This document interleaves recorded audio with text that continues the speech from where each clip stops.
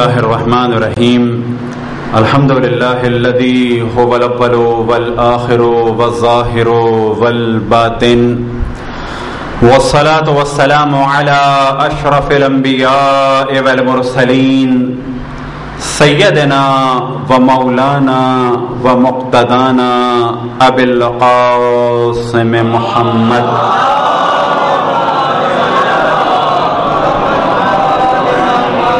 وعلى أهل بيته الطيبين الطاهرين المعصومين سيما بقية الله في الأراضين مهدي المنتظر أرواحنا وأرواح العالمين لتراب مقدمه الفداء ولعنة الله على أعدائهم ومنكر فضائلهم وغاصب حقوقهم إلى قيام يوم الدين. وقال الله تعالى وهو أصدق القائلين ولنبلونكم بشيء من الخوف والجوع ونقص من الأموال والأنفس والثمرات وبشر الصابرين الذين إذا أصابتهم مصيبة قالوا إنا لله وإنا إليه راجعون. صلى الله.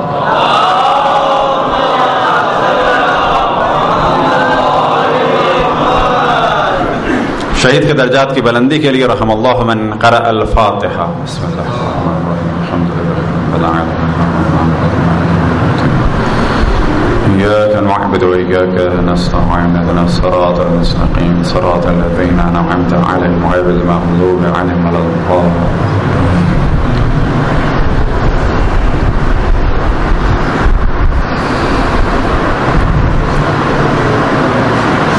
خداوند تبارک و تعالیٰ کا ارشاد ہے اور ہم ضرور تمہارا امتحان لیں گے، خوف کے ذریعے سے، بھوک کے ذریعے سے، جانوں مالوں اور ثمرات کے ضائع ہونے کے ذریعے سے.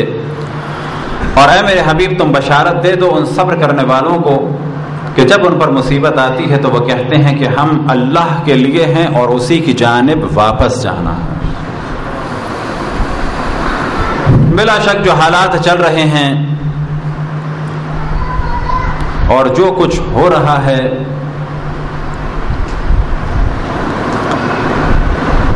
یہ ایک امتحان ہے، اور اس امتحان میں جو سب سے اہم ریئیکشن ہماری جانب سے ہونا چاہیے وہ ہے صبر. اس سے پہلے کہ گفتگو سلسلے کو آگے بڑھایا جائے، قبلہ ہمارے مولانا طاہر عباس تشریف فرما، ان کی موجودگی میں لبکشائی ہو رہی ہے، بہتر ہے کہ اگر آگے تشریف لائیں، اور ساتھ ہی معذرت ہے کہ ان کی موجودگی میں لبکشائی ہو رہی ہے، انشاءاللہ معاف فرمائیں گے. صلوات پڑھیں پر محمد و آل محمد.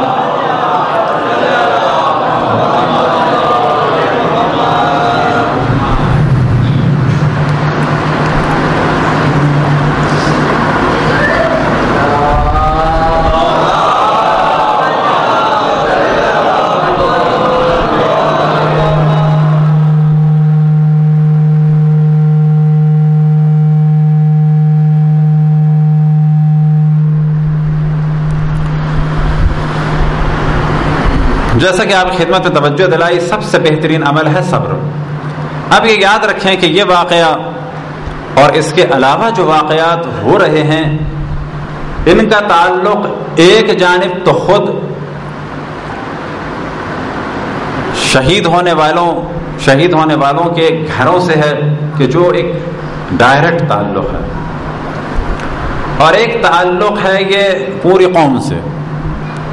اب قوم کے دائرے کو وسعت دی جا سکتی ہے مختلف اعتبار سے کہ بلا شک یہ جو کچھ ہو رہا ہے ایک پاکستانی کے ساتھ ہو رہا ہے، ایک مسلمان کے ساتھ ہو رہا ہے. مسلمانوں میں اگر دقت کی جائے تو کہا جائے گا کہ یہ ایک اہل بیت علیہم الصلوۃ والسلام کے پیروکار کے ساتھ ہو رہا ہے. تو پہلے مرحلے میں یہ امتحان اگر گھر والوں کے لیے ہے تو بلا شک یہ آزمائش پوری قوم کی بھی ہے، کیونکہ اس وقت جو افراد مارے جا رہے ہیں وہ افراد کے عنوان سے نہیں مارے جا رہے، بے عنوان قوم مارے جا رہے ہیں. بے عنوان افراد نہیں ہے کہ اس گھر کا یا اس گھر کا، بے عنوان قوم ہے، محب اہل بیت جرم ہے حب اہل بیت. تو جو سب سے بہتر عمل ہے وہ تو ہے صبر. اور صبر کے معنی ہے کہ اللہ سبحانہ و تعالی سے راضی رہیں اور جو ریئیکٹ کریں یعنی جو ریئیکشن ہو ہمارا وہ شریعت کے دائرے میں ہو. مثال کے طور پہ اگر کوئی رونا چاہے تو کہا جائے گا جائز ہے روئے, رونا خود ایک ریئیکشن ہے, جائز ہے. لیکن اگر اپنے گھر والوں میں سے کسی کی موت پر فرض کریں کوئی خاتون اپنے تماچے مارے اور چہرہ نوچ دے اور بال نوچ دے تو یہ عمل ہمارے یہاں حرام ہے, کفارہ ہوتا ہے اس کا. بس کہا جائے گا کہ صبر. صبر کے کیا معنی ہے؟ شریعت کے حدود میں رہے اور اللہ سے راضی رہے. ایک عام تصور جو پیش کیا جاتا ہے کہ رونے کو منافی سمجھا جاتا ہے کس کے؟ صبر کے. تو یہ تصور غلط ہے. ممکن ہے کہ ایک شخص اپنے کسی عزیز کی جدائی پر اتنا گریہ کرے کہ نابینا ہو جائے, اگر وہ اللہ سے راضی ہے اور رو رو کے نابینا ہو جائے تو بھی اس کو قرآن کے اعتبار سے صابر کہا جائے گا. اور مثال جو پیش کی جا سکتی ہے وہ حضرت یعقوب کی ہے کہ رو رو کے ان کی آنکھیں سفید ہو گئیں یعنی نابینا ہو گئے. ابھی ازتیناہ من الحزن, ان کی آنکھیں سفید ہو گئیں.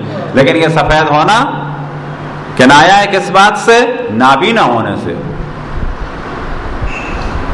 کہ جب حضرت یوسف علیہ السلام نے اپنا کرتا بھیجا تو فرمایا اذهبوا بقمیصی ھذا فالقوه علی وجهه ابی یاتی بصیرا, ان کی بصارت واپس آ جائے گی, یعنی نابینا ہو چکے تھے. بس اگر کوئی روتے روتے نابینا بھی ہو جائے تو یہ کام حرام نہیں ہے.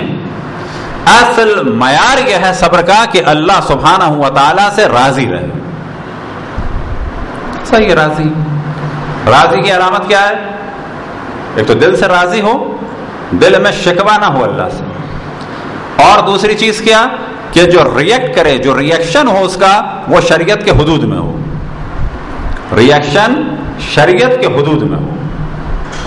شریعت کے حدود کو عبور نہ کیا جائے, حلال سے حرام میں نہ جایا جائے.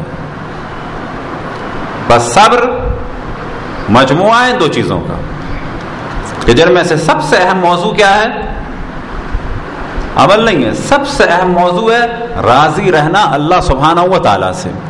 لہذا ممکن ہے کہ ایک آدمی اپنے کسی عزیز کی موت پہ بہت ہی نارمل طریقے سے رہے, نہ گریہ کرے, نہ کوئی حرام کام کرے, لیکن ممکن ہے کہ وہ شاید کافر ہو چکا ہو, وہ دل ہی دل میں اللہ کا باغی ہو چکا ہو, وہ دل ہی دل میں کہتا ہو کہ ہم ہی ملے تھے, تو ہم سے ہی کھیل رہا ہے, تو ہمیں ہی تنگ کر رہا ہے. ہزار قسم کی توہین اللہ سبحانہ و تعالیٰ کی بارگاہ میں ممکن ہے کر چکا ہو. بس اصل معیار یہ ہے کہ اللہ سے راضی رہا جائے. یہ کیفیت ہو رضا بقضائہ و تسلیما لامرہ, کہ اللہ سبحانہ و تعالیٰ کا جو حکم ہے اس پہ ہم راضی ہیں, اور جو اس کا حکم ہے اس کے آگے تسلیم ہے. جو اس کا فیصلہ ہے اس پہ راضی ہیں, جو اس نے کر دیا, جو اس کا حکم ہے تسلیم ہے. اب اس کے بعد اگر کوئی روئے تو کوئی مذائقہ نہیں, کیونکہ اگر وہ رو رہا ہے تو اس کا مطلب ہے کہ وہ بہت زیادہ محزون ہے. اب اگر اتنا زیادہ محزون ہے اور اس کے بعد بھی صبر کر رہا ہے تو اس کا مطلب ہے یہ واقعاً بلند درجے پہ ہے. تو یہ ایک خاص فرق ہے اس نظریے کے بارے میں جو صبر کے بارے میں دشمن باز پھیلا رہے ہیں جوہلا. تو صبر یہ نہیں ہے در حقیقت. صبر ہے اللہ سبحانہ و تعالیٰ سے راضی رہنا پہلا مرحلہ, اور ریئیکشن کے طور پہ کوئی کام بھی حرام نہ ہو, یہ ہے دوسرا مرحلہ. اب اس جانب توجہ دلائیں کہ بعض دفعہ تو ہمارے یہاں جو روش چل رہی ہے وہ بالکل مورل کو ڈاؤن کر دیا جاتا ہے. ہائے ویلا وائے ویلا, یہ ہو گیا, برباد ہو گئے. یاد رکھیں یہ پرابلم پوری دنیا میں چل رہے ہیں, اور یہ مصائب شروع ہوئے تھے بعد رسول اللہ جناب سیدہ سلام اللہ علیہا سے.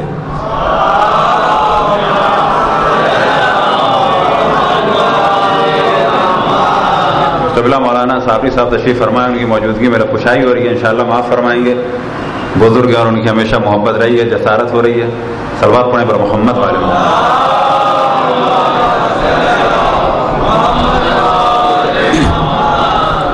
تو یہ مصائب شروع وہاں سے ہوئے، ابتدا تھی. ایک عروج نظر آتا ہے کربلا میں، یہ تصور کہ ہائے ویلا اور وائے ویلا اور یہ ہو جائے گا وہ ہو جائے گا، نہ کچھ نہیں ہو جائے گا. کربلا میں کیا کیا ہو گیا وہ سب آپ کے علم میں ہے. یا اگر دو جملوں میں بیان کیا جائے کہ رسول کے نواسے کے سر کو تن سے جدا کر کے نو کے نیزہ پہ بلند کیا، رسول اللہ کی نوازیوں کو شہر بہ شہر پھرایا گیا. کیسے پھرایا گیا؟ جیسے کافر کنیزیں. آپ عام طور پہ سنتے ہیں کنیزیں، لیکن جو بعض مقاتل میں اور خطبات میں نقل ہوا ہے، خود حضرت زینب سلام اللہ علیہ کے خطبات میں نقل ہوا ہے، تو وہاں پر اشارہ ہے جیسے کافر کنیزیں. آپ نے فرمایا تم ہمیں ترک اور دیلم اور کابل کی کنیزوں کی طرح سے پھرا رہے ہو. پھر بعد میں ائمہ کے مصائب، پھر بعد میں اگر آپ دیکھیں تو ہمارے پورے شہر ختم کر دیے گئے. ہوتا رہا. لیکن سوال یہ کیا جائے کیا اس 1400 سالہ مصائب کی تاریخ میں ہم ختم ہو گئے یا عدد کم ہو گیا ہمارا؟ ایسا نہیں ہے. ختم ہونا تو کجا کم نہیں ہوئے بلکہ بڑے ہیں، بلکہ ہم بڑے ہیں. اور آج کہا جا سکتا ہے کہ مسلمانوں کے درمیان سب سے زیادہ علمی کلچر، سب سے زیادہ مضبوط کلچر ہمارا ہے. آج سیاسی اعتبار سے کہا جا سکتا ہے کہ دنیا میں سب سے زیادہ انفلوئنس والے علماء اور دنیا کے اوپر اثر انداز ہونے والے علماء مذہب حقہ شیعہ اثنا عشری کے ہیں. یہ جو کچھ ہو رہا ہے در حقیقت یہ ہماری طاقت اور قدرت اور عظمت کے بغض میں ہو رہا ہے. آج لوگ پریشان ہیں کہ جس تیزی سے مذہب حق اہل بیت پھیل رہا ہے، اتنی تیزی سے کبھی بھی کام نہیں ہوا جتنا اب ہو رہا ہے. یہ ریئیکشن ہے در حقیقت. بالکل گھبرا گئے، بالکل دیوانے ہو گئے دشمن کے کیا کریں. لیکن ایسے میں سب سے اہم ذمہ داری ہے کہ خود ہم اپنے ہوش و حواس صحیح رکھیں. اب بعض باتوں کی جانب ہم توجہ دلائیں گے تو وہ نوجوانوں کو بری لگتی ہیں، لیکن ہمیشہ ہماری روش ہے کہ جو ہمیں کہنا ہوتا ہے تو وہ ہم بالکل واضح کہتے ہیں. یاد رکھیں کہ جو پہلے ہم نے توجہ دلائی کہ ریئیکٹ جب کریں، جو ریئیکشن آپ کا ہو وہ شریعت کے حدود میں ہو. بس یہ توڑ پھوڑ، جلاؤ گھراؤ کسی کی شخصی ملکیت. ابھی اگر یہاں پہ واقعہ ہو جائے، گاڑی آ رہی ہے، کسی کے بیوی بچے گاڑی میں بیٹھے ہیں، اس کا شیشہ توڑنا، اگر اہل بیت کے چاہنے والے ہم ہیں تو یہ ریئیکشن صحیح نہیں ہے. ہاں احتجاج کریں، کوئی حرج نہیں، لیکن احتجاج تو وہ اچھا ہے کہ جو لوگوں کو نظر بھی آئے کہ کتنے ریسنٹ طریقے سے ہو رہا ہے. اس میں تھوڑے تھوڑے لوگوں کو جانے بھی دیں، خصوصاً ایمبولینس کو. یہ شعور ہونا چاہیے اہل بیت کے چاہنے والوں کو. ایسے نہ ہو جائیں کہ احتجاج میں ایمبولینس رک جائے، کسی کا دم نکل جائے. یہ جائز نہیں ہے، یہ جائز نہیں ہے قطعاً.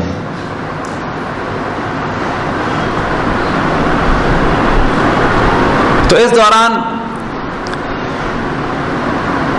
بہت سارے اتار چڑھاؤ ہوتے ہیں، تو ہم سب پر لازم ہے من حیث القوم اور من حیث خاندان. اگر خاندان کا کوئی فرد ہے تو خاندان کے اعتبار سے ایک پالیسی بنائیں، صبر کریں. قوم کے اعتبار سے تو قوم کے اعتبار سے ایک پالیسی بنائیں، صبر کریں. یہ تصور کہ جی ہم بڑی مظلوم قوم ہیں، ایسا بھی تصور نہ کریں. آج یہ یہاں ہو رہا ہے یہ سب کچھ اور اس سے کہیں زیادہ ایسا سعودی عرب میں ہو رہا تھا، عراق میں ہو رہا تھا، اس سے کہیں زیادہ لبنان میں ہو رہا تھا، اس سے کہیں زیادہ اورنگزیب کے زمانے میں ہو چکا، اس سے کہیں زیادہ محمود غزنوی کے دور میں ہو چکا، اس سے کہیں زیادہ ایوبیوں کے دور میں ہو چکا، اس سے کہیں زیادہ عثمانیوں کے دور میں ہو چکا. یہ کیوں اپنے مورل کو ڈاؤن کرتے ہیں، سمجھتے ہیں کہ ہم کو ختم ہونے والی قوم ہے؟ اس سے کہیں زیادہ ہو چکا ہے. ہاں معنی یہ نہیں ہے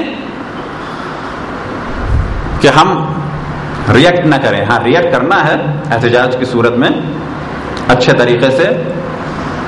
ایک ریئیکشن ہمارے یہاں ہوا اور وہ والی بات سن کے ممکن ہے بعض لوگوں کو برا لگے اور کہیں کہ شاید کوئی سیاسی بات ہو رہی ہے، کہ ہمارے مرکز کو توڑ دیا گیا اور کچھ لوگوں کا یہی ہمیشہ کہنا تھا کہ لوگ مارے جا رہے ہیں تو کیا کیا جا رہا ہے، لوگ مارے جا رہے ہیں تو کیا کیا جا رہا ہے. آج ان سے سوال کیا جائے کہ آپ نے مرکز کو توڑ دیا، اپنی مرکزی تنظیم توڑ دی، اب آپ نے بنا لی، تو آپ رکوا سکے؟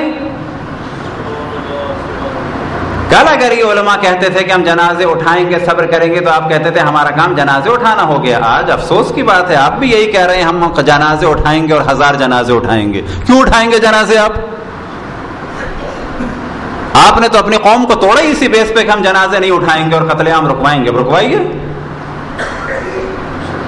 آپ تو یہ ظاہر کر رہے تھے کہ مختلف کنونشنز کے بعد اور مختلف جلسوں کے بعد آپ بالکل شیعہ ٹارگٹ کلنگ رکوا دیں گے. رکوائیے. اس بات کو ہم پہلے بھی کہہ چکے ہیں کہ یہ ٹارگٹ کلنگ کسی ایک جانب سے نہیں ہو رہی، یہ درجنوں جگہوں سے ہو رہی ہے اور یہ اس طرح سے نہیں رک سکتی. اور یہ فقط ہماری نہیں ہو رہی، پورا پاکستان اس پر ڈسٹرب ہے، پورا پاکستان ڈسٹرب ہے. کبھی لسانیت کی بنیاد پہ، کبھی صوبائیت کی بنیاد پہ، کبھی مذہب کی بنیاد پہ، اور مذہب کی بنیاد پر سب مارے جا رہے ہیں. اب یہ ایک الگ موضوع ہے کہ ابتدا ہم سے ہوئی، لیکن جب آرمی نے، ISI نے، رینجرز نے، پولیس نے اور گورنمنٹ نے اسے کنٹرول نہیں کیا تو اب یہ نوبت ان تک پہنچ گئی ہے. خود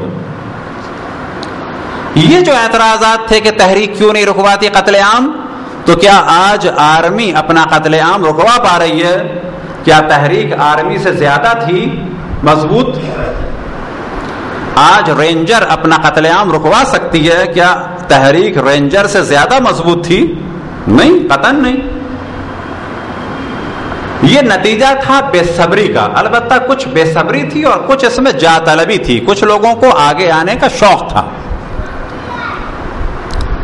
اب جب وہ آئیں گے آگے تو ان سے لوگ سوال کریں گے، آج نہیں کل، کل نہیں پرسوں، پرسوں نہیں 2 سال یا 5 سال کے بعد لوگ سوال ضرور کریں گے. قبلہ آپ نے قوم کو تقسیم کیا، جوتوں میں دال باٹی، اب کیا کیا آپ نے؟ آپ بتائیے کر کے. آپ تو ایک FIR کٹوانے کی طاقت نہیں رکھتے اگر رینجر کسی کو مار دے.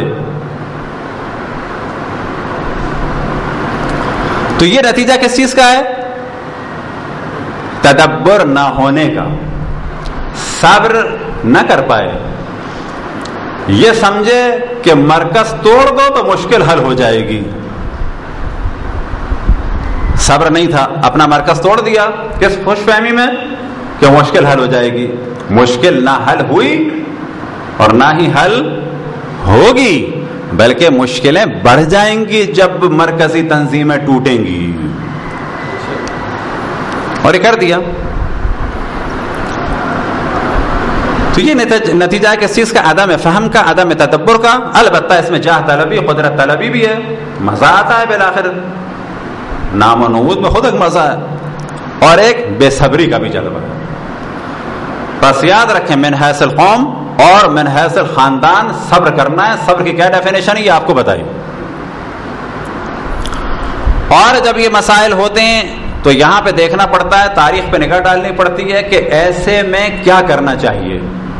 کبھی تاریخ پہ دیکھنا ہوتا ہے، کبھی مختلف اقوام کو دیکھنا ہوتا ہے، کبھی اس تاریخ سے صبر لیا جاتا ہے کہ تاریخ کا ایک ہدف یہ ہے کہ ہم اس سے ایک درس لیں، ایک صبر لیں کہ ہاں یہ پہلے بھی ہو چکا ہے، ایسا کوئی مسئلہ نہیں ہے کہ ہم اپنے آپ کو ختم کر دیں، ہاتھ پاؤں کھلا دیں. اور پھر ایک درس لیا جاتا ہے کہ کیا کیا جائے، کیسے کیا جائے، کیا روش ہونی چاہیے. تو اصل موضوع ان چیزوں کو سوچا جائے، ڈسکس کیا جائے. لیکن یاد رکھیں کہ یہ غیبت کے زمانے میں یہ چیزیں ہوں گی، غیبت کے زمانے میں یہ چیزیں ہوں گی. اور جتنا جتنا زمانہ ظہور سے قریب ہوگا یہ موضوعات بڑھیں گے. بعض جگہ دیکھنے میں آتا ہے کہ جیسے ہی کوئی آتا ہے عالم دین یا خطیب تو قوم اس پہ ٹوٹ پڑتی ہے. پوچھا جائے کہ اس نے مارا ہے، یعنی بعض سے محسوس ہو رہا ہوتا ہے کہ یہ لوگ بیچارے اب ختم ہو گئے شاید. یعنی بعض دفعہ ہم نے دیکھا، غلط ہے یہ کسی ذاکر کی بھی توہین کرنا، کیا کر رہے ہو تم لوگ؟ ارے تو کیا کر رہے ہیں؟ ان کی وجہ سے مر رہے ہو. ہاں اگر کوئی تبرہ بازی وہ غلط بات کر رہا ہو تو آپ اس کو ٹوکیں. پتہ چلا ایک آدمی ٹوپی شیروانی میں آیا تو کچھ لوگ اس کے پیچھے لگ گئے, کیا کر رہے ہو تم لوگ. ایک امامے میں آیا, اس کے پیچھے لگ گئے, کیا کر رہے ہو تم لوگ. ابھی ایک ذاکر کی توہین کر رہے تھے جو بڑے عالم دین بھی ہیں, پتہ چلا ایک گھر میں موت ہو گئی تو ان کے سگے رشتہ دار, اب میں نام نہیں لیتا ان کا, ان کے حلیے کا مذاق بنا کے اور یہ اور وہ برا بھلا بول رہے ہیں اسے.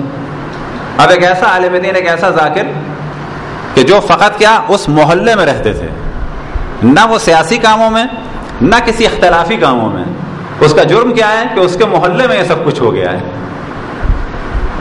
تو یہ علامت ہے کس بات کی کہ گھبرا گئے ہیں. بس پہلی چیز یہ ذہن میں رکھیں, گھبرانا نہیں ہے ان میں. اور یہ ہمیں کہاں سے سیکھنا ہے گھبرانا نہیں ہے؟ ہمارے پاس جو سب سے بڑی درسگاہ ہے اس کے لیے وہ ہے کربلا. اور اگر اس کے بعد دیکھنا ہے تو باقی ائمہ کے مصائب ہیں, اصحاب کے مصائب ہیں, اصحاب ائمہ کے, اصحاب انبیاء کے مصائب ہیں.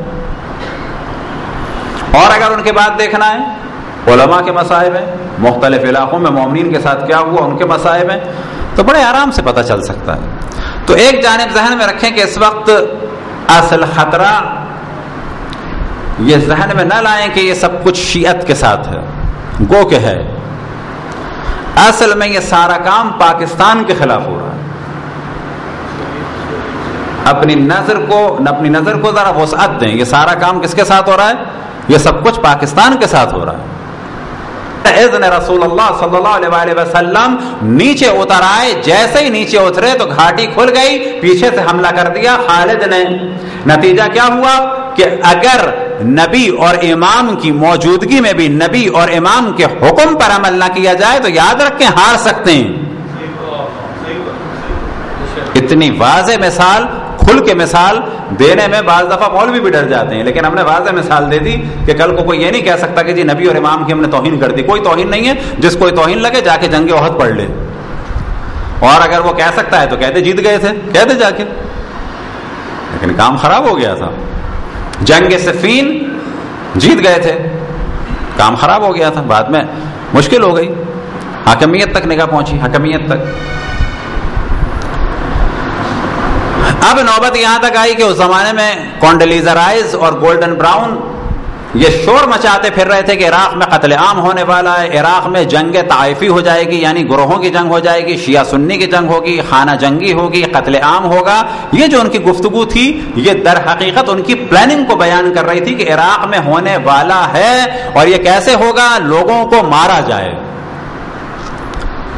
اب یہاں سے آغا سیستانی کا حکم تھا کہ ریئیکشن نہ کیا جائے, لیکن وہ بھی ٹیسٹ کر رہے تھے قوم کو ٹیسٹ کر رہے تھے. ابھی ماریں گے 200 آدمی, دیکھو کیسے نہیں کھڑے ہوتے, پھر ماریں گے 100 آدمی, پھر ماریں گے 100 آدمی, یہاں تک کہ امام موسیٰ کاظم علیہ السلام کی شہادت میں کاظمین میں 1000 آدمی مارے گئے, 1000 آدمی. اب وہ مطمئن ہے, اب اٹھے گی قوم, اب چھوڑے گی آغا سیستانی کو. یہاں تک کہ کئی سال گزر گئے, 2-2.5 سال. اب اس کے بعد نوبت آئی, کیا نوبت آئی؟ انہوں نے کہا بھائی یہ تو مسئلہ حل نہیں ہو رہا, اب قوم کو ایک ہی دفعہ اٹھا دو, پورے عراق میں قتل عام کر دو. تو کیا کیا انہوں نے؟ سامرہ میں امام علی نقی اور امام حسن عسکری علیہم السلام کے حرم مطہر میں دھماکہ کیا. اب ان کی پلاننگ کیا تھی, ان کی کیلکولیشن کیا تھی کہ اب جو دھماکہ ہوگا 2 امام معصوم کے روزے منہدم ہوں گے, حضرت نرجس خاتون اور حضرت حکیمہ خاتون اور حضرت حدیث خاتون, یہ 3 متبرع خواتین اور 2 امام معصوم کے روزے منہدم ہوں گے. قوم کھڑی ہو جائے گی, پھر کون سنے گا کسی کی کہ آغا سیستانی کیا کہہ رہے ہیں, آغا اسحاق فیاض کیا کہہ رہے ہیں, آغا بشیر کیا کہہ رہے ہیں اور آغا سعید الحکیم کیا کہہ رہے ہیں. پھر تو قوم ہوگی اور مار پٹائی ہوگی. یہاں روزے مسمار ہوئے, وہاں آغا سیستانی کا حکم آیا کہ کسی بھی مسلمان کو نقصان پہنچانا برادران اہل سنت میں سے حرام ہے. ان سے متعلق مساجد اور حتیٰ ان کے قبرستانوں کو اور قبروں کو نقصان پہنچانا حرام ہے. اس کے علاوہ تفصیلی بیان آئے کہ ان کا خیال کیا جائے, ان کا احترام کیا جائے. نتیجہ کیا ہوا؟ یہ ہوتی ہے قوم کی بیداری. بعض دفعہ لوگ کہتے ہیں کہ یہ لیڈرشپ کی وجہ سے, لیڈرشپ رسول اللہ سے بہتر نہیں تھی ان دونوں مثالوں میں. لیڈرشپ مولانا امیر المومنین سے بہتر نہیں تھی جنگ صفین میں، آغا سستانی ان دو سے بہتر نہیں ہے۔ ایک وقت آیا تھا عراقی عوام تیار نہیں تھی آغا حکیم اور آغا خوئی کی بہت زیادہ سننے میں، مشکلات میں تھی۔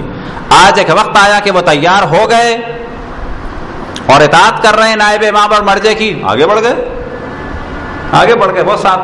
تو یاد رکھیں کہ بعض دفعہ کنفیوز کیا جاتا ہے لیڈرشپ کے حوالے سے، تو بعض دفعہ لیڈرشپ کا پرابلم نہیں ہوتا جیسے کہ جنگ احد میں اور جنگ صفین میں، یا جیسے کہ آغا حکیم کے دور میں قطعاً آغا حکیم کا درجہ بہت بلند تھا، قطعاً آغا خوئی آغا سستانی کے بھی استاد تھے، لیکن قوم اتنی تیار نہیں تھی اور حالات خراب تھے۔ البتہ اس زمانے کے حالات بہت زیادہ خراب تھے، لیکن اس زمانے میں ایران میں قوم مرجعیت کی سن رہی تھی، وہ آگے نکل گئے۔ نتیجہ کیا ہوا کہ عراق میں ایک بھی قتل عام نہیں ہوا سامرہ کے دھماکے کے بعد۔ حد یہ ہے کہ سامرہ میں دھماکے ہوئے، یہاں سے صحابہ نے بینر لگا دیے کہ عراق میں مسجدیں جل گئیں اور طلحہ کا روزہ گرا دیا۔ وجہ کیا تھی کہ یہ پلاننگ کا حصہ تھا، لیکن آغا سستانی نے کیا حکم دیا کہ جتنی بھی شیعہ ملیشیائیں ہیں وہ اہل سنت کی مساجد کا دفاع کریں۔ یہ پلاننگ کیا تھی؟ بینر پہلے لگ گئے کہ مسجدیں جل جائیں گی ابھی، اب انہیں کیا پتا تھا کہ مسجدیں نہیں جلیں گی، لیکن جلانے کا ارادہ کس کا تھا؟ ان کا، خود جلاتے۔ لہذا بغداد اور جتنے وہ علاقے کے جہاں پر شیعہ اکثریتی تھے وہاں پر اہل سنت کی مساجد اور حتیٰ ان کے جو متبرک بعض روزے تھے اور قبرستان تھے ان کی سیکیورٹی سنبھالی کس نے؟ شیعہ ملیشیاؤں نے۔ اس سے بہتر کوئی مثال نظر نہیں آ سکتی کہ اتنے زیادہ مصائب پڑے لیکن لوگوں نے ریئیکشن نہیں ظاہر کیا۔ اب تصور یہ کیا جائے کہ اگر دھماکے کے بعد روڈ پہ چلتے ہوئے اپنے برادران اہل سنت میں سے کسی کو مار دیا جاتا تو کیا امام علی نقی اور امام حسن عسکری خوش ہو جاتے؟ وہ روز قیامت ہم سے نہیں پوچھتے کہ تم نے ایک بے قصور کو مار دیا، اس نے تھوڑی کیا تھا دھماکہ۔ تو یاد رکھیں کہ مذہب اہل بیت کو پہچانیں۔ ایسا یہ مذہب اور مکتب ہے کہ جس میں جذبات کو کنٹرول کرنا ہے فہم و تدبر کے ساتھ۔ ہاں جذبات کو ظاہر کرنا ہے وہاں پر کہ جہاں پر جذبات کو ظاہر کرنا ہو۔ دونوں مثالیں نظر آتی ہیں مولا امیر المومنین کی سیرت میں۔ ایک جلوہ نظر آتا ہے بحکم رسول اللہ، دین کو بچانے کے لیے باب خیبر کو اکھاڑ لیا۔ انہیں کا ایک جلوہ نظر آتا ہے بحکم رسول اللہ، دین کو بچانے کے لیے صبر فرماتے ہیں، حتیٰ دروازے اور دیوار کے نیچے پیچھے جناب سیدہ کو دیکھتے ہیں۔ وہاں پر در اکھاڑ دیا، کس کے لیے؟ دین کے لیے۔ یہاں پر صبر کیا، کس کے لیے؟ دین کے لیے۔ ایک ہی ذات، کرار غیر فرار، غالب علی کل غالب، اسد اللہ علی ابن ابی طالب۔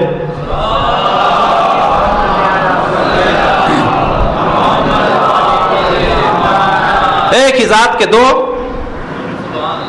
دو ریئیکشنز، ایک ہی ذات کے، ایک ہی ذات کے دو جلوے، بالکل جیسے کہا جائے کہ لگتے ہیں بظاہر 180 ڈگری ادھر اور ادھر، لیکن کہا جائے گا دونوں میں مولا امیر المومنین کا ایک جلوہ نظر آتا ہے۔ وہ جلوہ کیا ہے؟ اطاعت حکم رسول اللہ، چاہے وہ باب خیبر کو اکھاڑ کے ہو اور چاہے وہ جناب سیدہ کو دیوار اور دروازے کے درمیان دیکھ کے ہو۔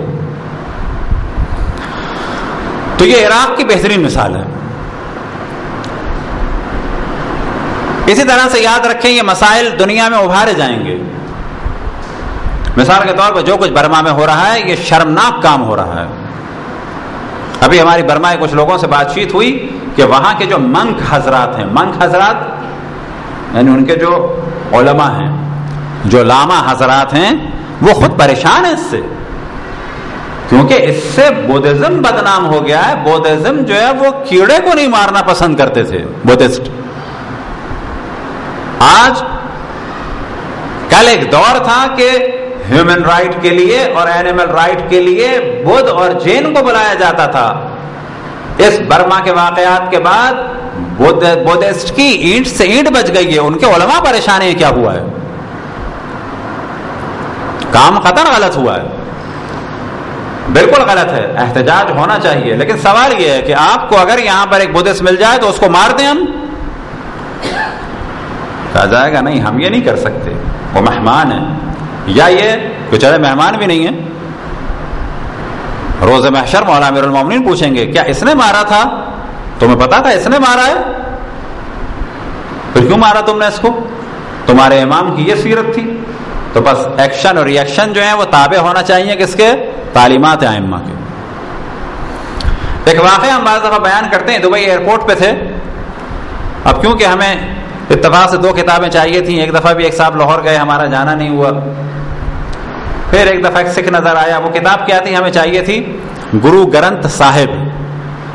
صاحب وہ لوگ احترام میں کہتے ہیں، گرو گرنتھ سکھوں کی کتاب ہے۔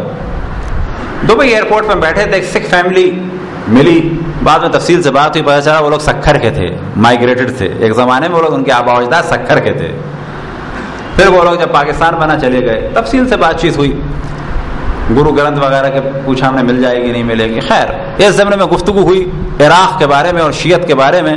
اب وہ سکھ ہے، سنگھ ہے، وہ کیا کہتا ہے ہم سے کہ آپ لوگ کیوں نہیں مارتے، آپ تو اکثریت میں۔ ایک حیوانی فکر جو ایک درندہ سوچ سکتا ہے، وہی جو بعض دفعہ ہمارے لوگوں کے ذہن میں بھی آتا ہے، تو یہ درندگی ہے، یاد رکھیں، یہ ایک حیوانی فکر ہے۔ اس نے کہا کہ آپ لوگ بھی مارے ان کو، کس کو مارے وہ ہمیں چلا رہا ہے، یعنی جو باقی مسلمان فرقے۔ میں نے کہا بعض یاد رکھیں، وہاں ہماری ملیشیائیں بھی ہیں، وہاں ہمارے مرجع تقلید بھی ہے، شیعوں کا سب سے بڑا مقدس اور 1000 سال پرانا مرکز بھی ہے۔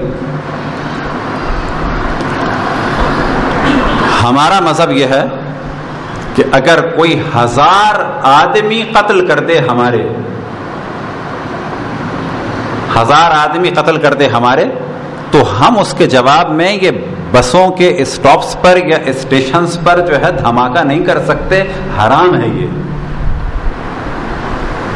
بظاہر جنونی کیفیت یہی کہتی ہے کہ یہاں مرے وہاں مار دو، لیکن ہماری کیفیت جنونی نہیں ہونی چاہیے، ہماری کیفیت ہونی چاہیے اہل بیت کے ماننے والوں والی کیفیت۔ کیا اہل بیت راضی ہے کہ ادھر کا انتقام ادھر لیا جائے؟ کہا جائے گا نا۔ تو میں نے کہا کہ اگر ہمارے 1000 آدمی میں مارے جائیں تو کسی بس اسٹاپ پہ بم رکھنا ہمارے لیے جائز نہیں ہے۔ ہم شیعہ اہل بیت کے ماننے والے، جانور نہیں ہے، وحشی نہیں ہے۔ پھر ہم نے اسے ایک مثال دی، اگر کوئی 1000 آدمی بھی ہمارے قتل کر دے اور اس کا بچہ اگر ہمارے ہتھے لگ جائے، اور فرض کریں وہ بچہ ہمارے پاس آ گیا، تو اس بچے کو کھلانا بھی پڑے گا، نہلانا بھی پڑے گا، دھلانا بھی پڑے گا، سلانا بھی پڑے گا، بہلانا بھی پڑے گا، پسلانا بھی پڑے گا۔ اس بچے کو مار نہیں سکتے ایک ہاتھ بھی۔ روز محشر سوال ہوگا کہ کیا اس 1000 آدمیوں کو قتل کرنے والے کا انتقام تم اس کے معصوم بچے سے لے رہے تھے؟ یہ ہے مذہب اہل بیت۔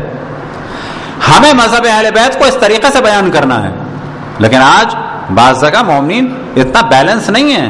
مثال کے طور پہ ایک دہشت گرد ہو کہ جو فائرنگ کرتا ہوا جا رہا ہو، اگلی جگہ پکڑا جائے، اس کے ساتھ اس کی بیوی ہو، اور میں اس کی بیوی کو ایسے بچانا چاہوں تو لوگ کہیں گے دیکھو مولوی اس کی عورت کو بچا رہا ہے۔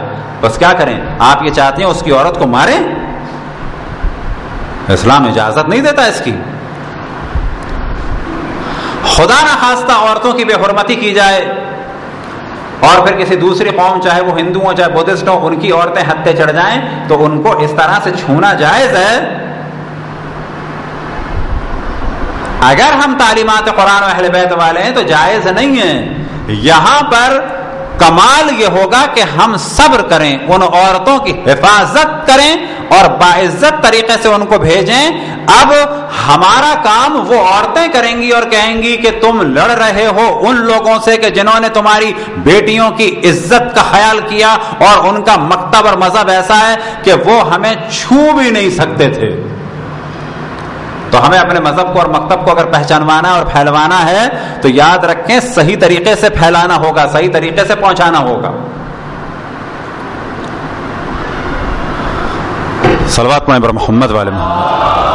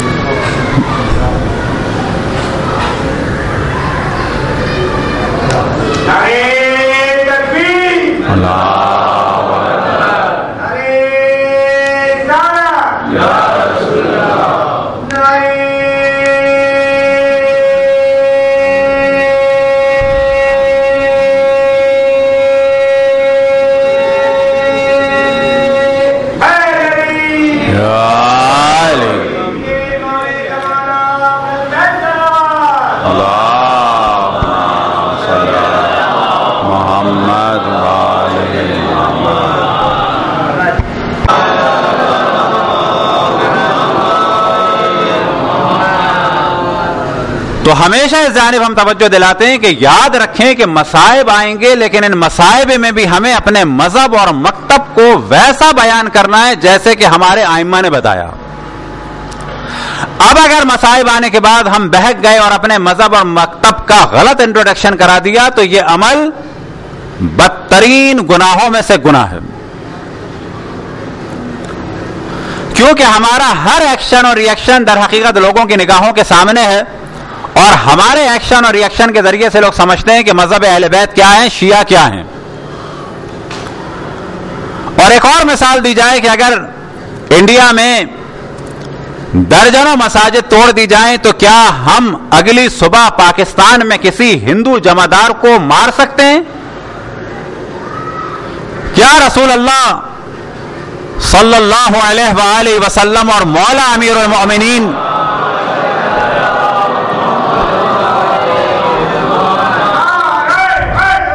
یا علی یا علی یا علی مدد حق حیدر، تو کیا رسول اللہ اور مولا امیر المؤمنین خوش ہوں گے اس جمعدار کے مارے جانے پر؟ یاد رکھیں وہ خوش نہیں ہوں گے۔ کیوں؟ کہ یہ کام صلوات پڑھیں پر محمد والے محمد۔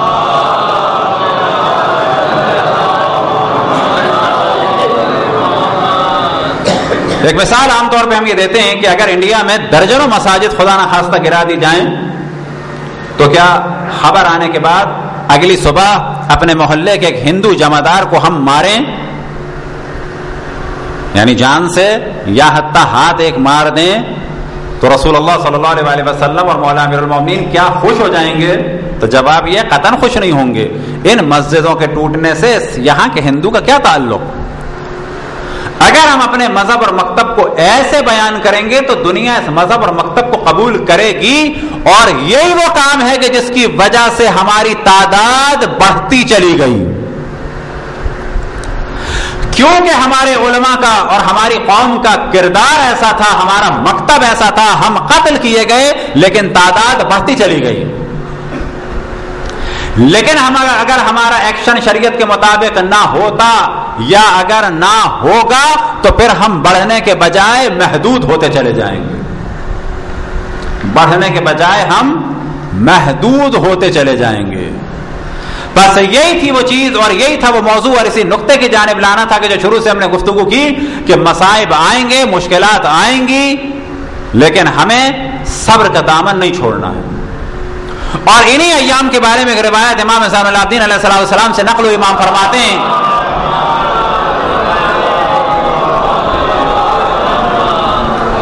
من مات علی حبنا فی غیبت قائمنا، کہ جو مرا ہمارے قائم کی غیبت کے زمانے میں ہماری محبت پر، ماتا شہیدا، وہ شہادت کی موت مرا، لیکن عام شہید نہیں، غیبت کے زمانے میں اگر کوئی ائمہ کی محبت پر مرے تو امام فرماتے ہیں ماتا شہیدا، لیکن عام شہید نہیں، اس کا درجہ کیا ہوگا؟ اللہ سبحانہ و تعالیٰ اسے کیا دے گا؟ اجر دے گا۔ اعطى اللہ اجرا، اللہ اسے اجر دے گا کتنا؟ احد اور بدر کے 1000 شہداء کے برابر. یہ کس کے بارے میں بیان ہوا؟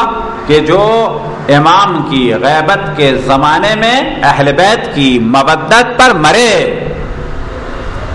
اب آپ تصور کریں کہ جو امام کی غیبت کے زمانے میں اہل بیت کی مودت کے جرم میں قتل کیا جائے تو اس کا درجہ اس سے کہیں زیادہ بلند ہے. تو یہ مصائب تو پیش آئیں گے. جو بھی آپ کو یہ کہہ رہا ہو کہ یہ ختم ہو جائیں گے، یہ اپ اینڈ ڈاؤنس رہتے ہیں. بحرین میں ہیں، یہاں ہیں، ایک زمانہ تھا وہاں تھے، یہاں نہیں تھے، یہ چلے گا. مثال کے طور پہ ایک زمانہ تھا یہاں نہیں تھے، افغانستان میں ہوئے. دنیا کو یاد ہے اب افغانستان میں ہوئے. آج افغانستان میں نہیں ہیں اتنے، آج یہاں ہو رہے ہیں. تاریخ میں آپ پڑھیں تو ایک خاص واقعہ ہوا عراق کے صوبے واسط میں. ایک بہت بڑی تعداد میں مومنین کو قتل کیا گیا. پورے صوبے میں بہت بڑا قتل عام ہوا تھا، بہت بڑے پیمانے پہ قتل عام. صوبے واسط میں بہت بڑے پیمانے پہ قتل عام ہوا. تو کیا ختم ہو گئے ہم؟ ختم نہیں ہوئے. اب یہاں پر ہمیں دنیا کو بتانا چاہیے کہ بنو امیہ، بنو عباس، ایوبی، عثمانی بڑے بڑے حاکم چلے گئے، وہ خود ختم ہو گئے، لیکن ہم اور ہمارا مکتب ختم نہیں ہوا. ہم اور ہمارا مکتب ختم نہیں ہوا. وجہ کیا ہے؟ کہ ہم ان میں سے ہیں کہ زمین ایک وقت آئے گا کہ ان کے امام کے اختیار میں ہوگی. اس زمین کا مقدر ہے امام زمان علیہ الصلوۃ والسلام کی حکومت.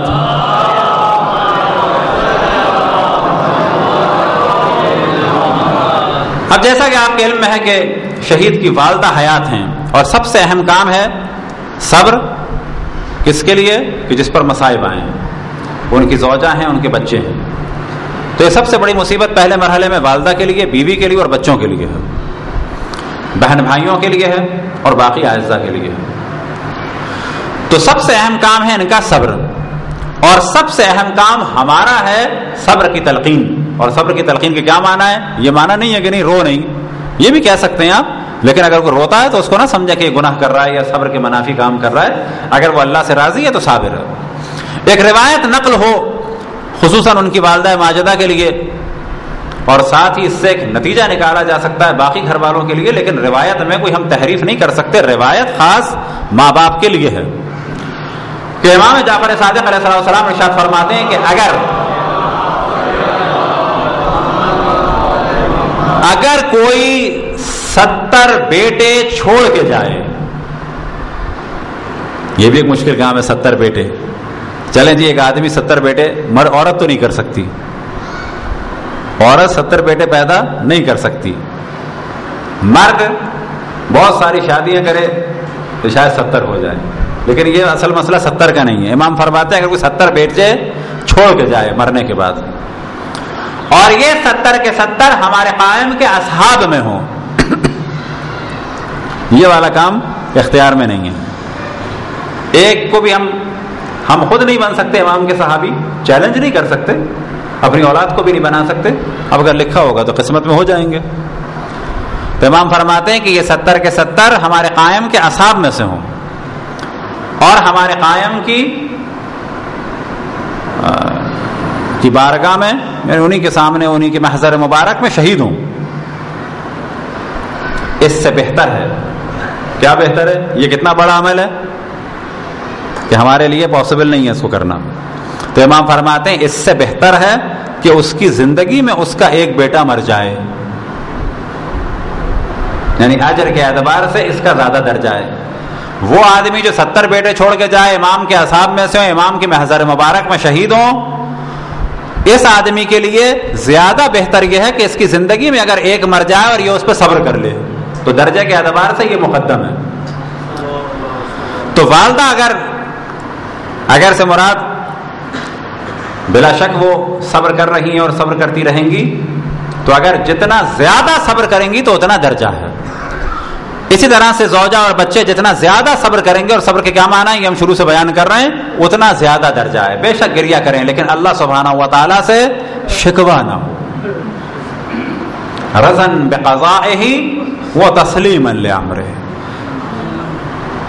انا للہ وانا الیہ راجعون. ہم سب اللہ کے لیے ہیں اور اسی کی جانب واپس جانا ہے. خدا والدہ کے درجات کو دنیا اور آخرت کے بلند فرمائے. شہید کی زوجہ اور بچوں کی توفیقات میں اضافہ فرمائے. صبر کے لیے اتنا کہا جا سکتا ہے کہ چند لحظے کربلا کے میدان میں آ جائیں. وہ کربلا کے میدان کے جہاں پر امام حسین لاشوں پہ لاشیں اٹھا رہے تھے اور دشمن نے بھی گواہی دی کہ امام حسین لاشوں پہ لاشیں اٹھا رہے تھے لیکن چہرہ نورانی سے نورانی ہو رہا تھا. ایک وقت آیا کہ جناب علی اکبر رخصت ہو گئے. ایک وقت آیا جناب قاسم رخصت ہو گئے, جناب اون رخصت ہو گئے, جناب محمد رخصت ہو گئے. امام حسین کے اصحاب اور انصار میں, امام حسین کے فرزندوں میں, امام حسین کے بھانجوں میں, بھتیجوں میں, امام حسین کے اصحاب اور انصار کے بچوں میں اپنے بچوں کے چہروں کو تلاش کریں. کیا ہم میں ہمارا کوئی بچہ ان بچوں سے زیادہ تھا؟ تو جواب ملے گا زیادہ نہیں تھا. کیا کیا ان کی ماں و بہنوں نے؟ تو جواب ملے گا صبر کیا. کربلا کے میدان میں جو سب سے قیمتی جان تھی وہ امام حسین کی جان تھی. اور کربلا کے میدان میں اگر سوال کیا جائے کہ سب سے زیادہ محبت اگر کسی کو کسی سے ہو سکتی ہے تو کہا جائے گا وہ امام حسین سے حضرت زینب اور حضرت ام کلثوم کو. گو کہ مثال دی جا سکتی ہے جناب علی اکبر کی بھی اور امام حسین کی بھی, لیکن جناب علی اکبر سے امام حسین کو بڑی محبت تھی, لیکن جناب علی اکبر کی جان سب سے زیادہ قیمتی نہیں تھی. سب سے زیادہ قیمتی جان امام حسین کی تھی. ایک وقت آیا کہ امام حسین نے جناب علی اکبر کو قربان کیا اور جب قربانی کے لیے بھیجا تو اللہ سبحانہ و تعالیٰ کو مخاطب کیا, اللہم اشہد قد برز علیہم غلام اشبہ الناس بنبیک خلقا وخلقا ومنطقا واذا اشتقنا الی نبیک ناظرنا الیہ. اے اللہ تو اب گواہ رہنا کہ ایک وہ جوان جا رہا ہے کہ جو تیرے نبی سے سب سے زیادہ شباہت رکھتا ہے, اور جب ہم چاہتے تھے کہ تیرے نبی کا دیدار کریں تو اس جوان کی جانب دیکھتے تھے. امام حسین کے لیے یہ مصیبت بہت بڑی تھی. اس عنوان سے نہیں کہ یہ بچہ تھا, اس عنوان سے نہیں کہ یہ بیٹا تھا, اس عنوان سے کہ یہ شبیہ رسول تھا. جب چاہتے تھے رسول اللہ کا دیدار کرتے تھے, جب چاہتے تھے رسول اللہ کی آواز سنتے تھے, کیونکہ آپ نے کیا فرمایا, اشبہ الناس بنبیک خلقا وخلقا ومنطقا. اخلاق میں, کردار میں اور گفتار میں سب سے زیادہ شباہت رکھتا تھا یہ تیرے نبی سے. ایک وقت آیا کہ جناب زینب نے امام حسین کو رخصت کر دیا, لیکن سامنے کیا ہے؟ صبر. ایک وقت آیا کہ امام حسین نے جناب علی اکبر کو رخصت کر دیا, لیکن نگاہوں کے سامنے کیا ہے؟ صبر.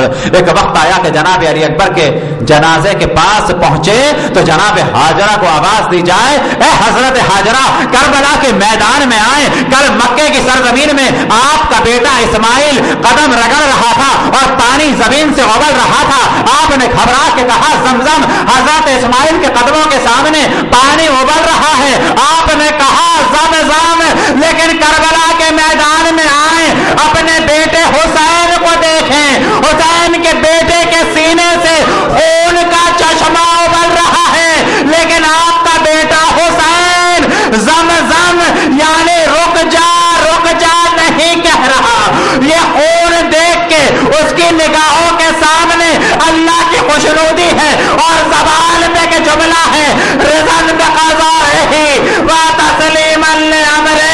ارے جناب ہاجرہ کربلا کے میدان میں آئے. ایک وقت آیا کہ زینب نے حسین کو رخصت کر دیا. جب امام آگے بڑھے زینب نے ندا دی یابن زہرا محلن محلا, اے فرزند زہرا ذرا آہستہ آہستہ. جناب امام پلٹ کے آئے, سوال کیا کہ بہن زینب کوئی کام ہے؟ جناب زینب نے جواب دیا کہ جب میری ماں دنیا سے جا رہی تھی مجھے وصیت کی تھی کہ جب حسین رخصت آخر کے لیے آئے تو میری جانب سے گلے کا بوسہ لینا. امام قریب آئے, سر کو جھکانا شروع کیا. زینب نے گلے کا بوسہ لیا, اس جگہ کا بوسہ لیا کہ چند لمحے بعد عجب منظر دیکھا. سینے پہ شبر سوار, ایک ہاتھ میں خنجر, دوسرے میں حسین کی ریش مبارک. یہ خنجر چلنے لگا. زینب نے ندا دی, اے شیخ میرا بھی خنجر نہ چلا, اے شیخ میرا بھی خنجر نہ چلا. یہ باز گشت ختم نہ ہوئی, زمین کربلا ہلنے لگی. ملائکہ نے ندا دی الا قتل الحسین بکربلا.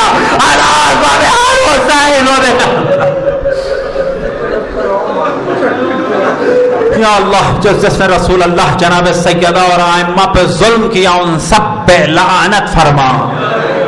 یا اللہ شہید کے درجات کو بلند سے بلند فرما, ان کی والدہ, ان کی زوجہ, ان کے بچوں کو صبر جمیل عطا فرما. یا اللہ ہماری قوم کو صبر جمیل عطا فرما, ہماری قوم کو توفیق عطا فرما کہ جب بھی کوئی مشکل آئے تو جو عکس العمل ہو, ریئیکشن ہو, وہ شریعت کے تابع ہو. یا اللہ پرچم اسلام کو سربلند فرما, پرچم کفر و نفاق کو سرنگو فرما. تمام مسلمانوں کو مل کر متحد ہو کے اسلام اور پاکستان کے پرچم کو سربلند کرنے کی توفیق عطا فرما. ہمارے دشمنوں کو آپس سے مشغول فرما, امام کے ظہور میں تعجیل فرما, ہم سب کو ان کے اصحاب اور انصار میں شامل فرما. رحم اللہ من قرأ الفاتحہ. بسم اللہ. اس سورہ کی تلاوت کا ثواب سید مزمل حسین ابن سید مہندی حسین کے درجات کی بلندی کے لیے اصال فرمائے بر محمد وآل محمد صلی اللہ علیہ وسلم.